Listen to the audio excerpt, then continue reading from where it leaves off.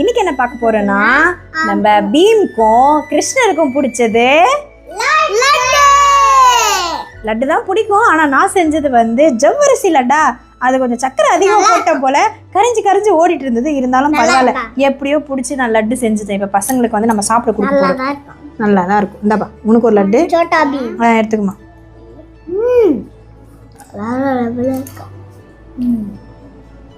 நம்மளும் சாப்பிட்டு பார்த்தலாமா?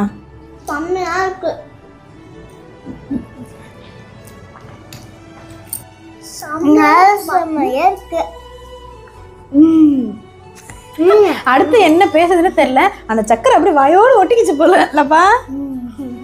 சரி, ஓகே. நம்ம வந்து இன்னைக்கு சூப்பரான ஒரு லட்டு செஞ்சோம். குழந்தைங்களுக்கு வந்து சும்மா காரமும் அப்புறம் வந்து எண்ணெய் ஐட்டமும் கொடுத்துட்டே இருந்தேன்னா சரி ஸ்வீட் கொடுக்கலாமேன்னு யோசிச்சு அதை செஞ்சேன்.